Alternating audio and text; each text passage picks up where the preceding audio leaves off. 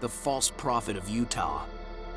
In a small town of Silver Creek, Utah, a charismatic and enigmatic pastor by the name of Ezekiel Johnson had been gaining a following of devoted believers who claimed that he possessed supernatural healing powers. Ezekiel, or Zeke as his followers affectionately called him, had been holding extravagant revival meetings where people came from all over to witness his so-called miracles. But for detectives Jack Malone and Rachel Green, Ezekiel's charismatic persona was nothing more than a front for a shyster. They had been investigating him for weeks, gathering evidence of his fraudulent claims and his attempts to gain control of his followers' finances and assets, particularly those of the elderly. Their investigation had taken a dark turn when they discovered a body buried in the woods near one of Zeke's revival meetings. The victim was an elderly woman who had recently joined Zeke's congregation, and her cause of death was suspicious. Jack and Rachel knew that they had to act fast before Zeke claimed any more victims. As they delved deeper into the investigation, they found themselves in 3 scenarios that challenged their beliefs. The first was when they witnessed Zeke heal a paralyzed man who had been in a wheelchair for years. The second was when he exorcised a young girl who had been possessed by a demonic entity. And the third was when he predicted an impending earthquake that would destroy the town, causing many of his followers to leave their homes and seek refuge in his church.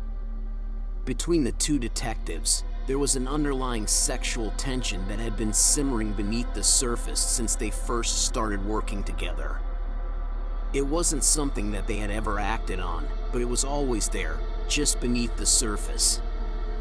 One night, while they were investigating Zeke's church, they found themselves staying in a seedy motel on the outskirts of town.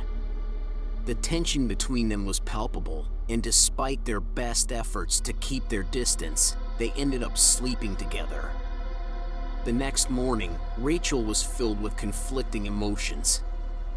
She had always been a devout Catholic and had taken a vow of celibacy. Her faith was an essential part of who she was, and the guilt she felt was overwhelming.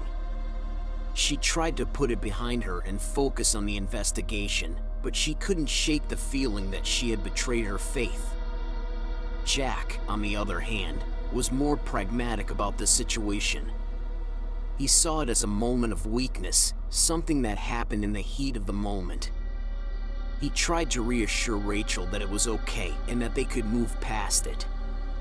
But for Rachel, it wasn't that simple. The guilt she felt was a constant reminder of the line she had crossed, and it made her question everything she had ever believed in.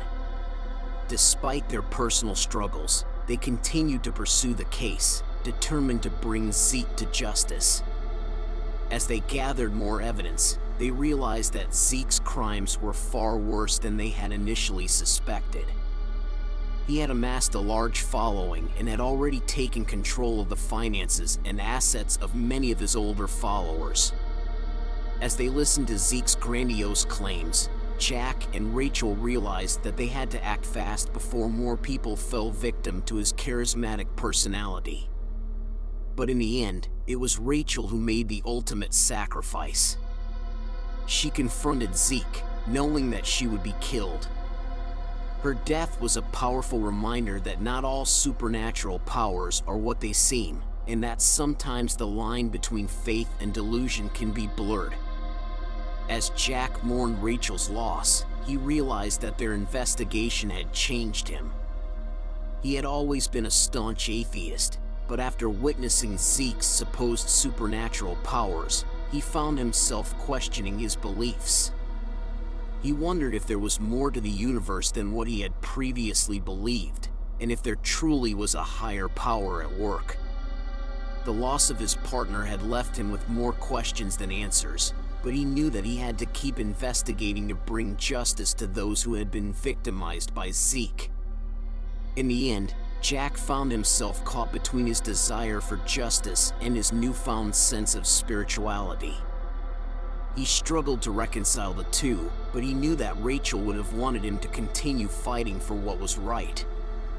And so, with her memory close to his heart, he continued to investigate other cases of religious fraud, always mindful of the danger that came with confronting those who claimed to have supernatural powers. The legacy of Zeke and his cult would always haunt him, but Jack knew that he had to keep going, to keep fighting for justice, no matter how difficult or dangerous the path ahead may be. The end. I hope you enjoyed this creepy crime story. It was written as a collaboration between Dan Brown Jr. and artificial intelligence. It was narrated by a second AI, and the artwork was created by a third AI. If you like the music, you can license this track and many others just like it at www.crimesonics.com. Be sure to check out all of the other AI stories found on our channel.